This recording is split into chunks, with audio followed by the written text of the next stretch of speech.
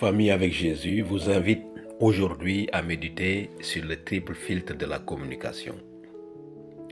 Un ami dit à Socrate, « Sais-tu ce que j'ai entendu dire à propos d'un de tes amis ?»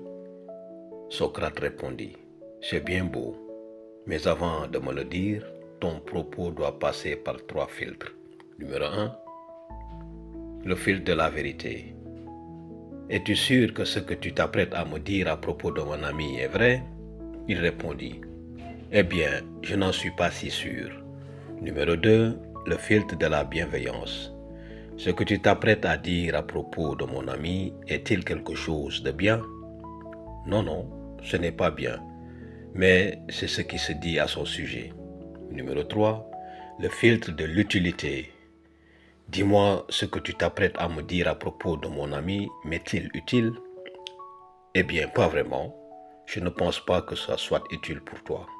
Alors Socrate dit, si ce que tu t'apprêtes à me dire est faux, mauvais et inutile, pourquoi me le dire?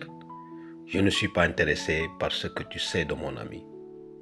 Que de leçons à tirer de cet enseignement si nous appliquions ces 3 principes de la communication dans notre vie personnelle, avec notre famille et nos amis.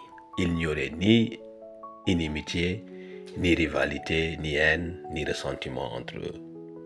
Refuser d'écouter une remarque négative de mon conjoint, de mes enfants ou de mes proches, c'est cela l'amour, la fidélité, l'honnêteté et le respect. Lorsque nous ne sommes pas sûrs de ce qu'on nous dit et que nous constatons que ce n'est ni édifiant ni utile, il vaut mieux ne pas répéter ce que disent les autres, surtout en l'absence de preuves. Lorsque Jésus et l'amour de la grâce sont absents, nous pouvons devenir des instruments des ténèbres.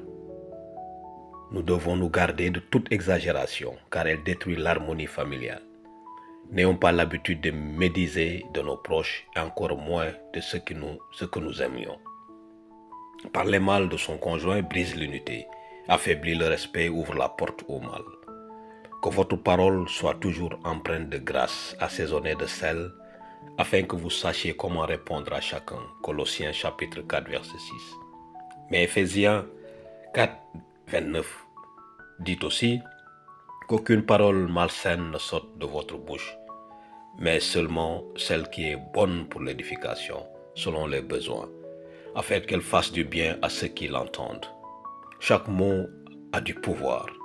Il ne s'agit pas de tout répéter, car il arrive que l'on dise des choses qui ne sont pas. Apprenons la sagesse, le tact et la prudence, car une communication respectueuse contribue à l'édification, à l'harmonie, à la paix et à la joie au sein du foyer. Apprenons toujours à bien parler, même lorsque nous constatons des défauts, même lorsque nous voyons des erreurs et des fautes. Faisons toujours prévaloir le bien sur le mal.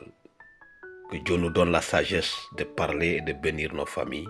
Au nom de Jésus, nous prions. Amen.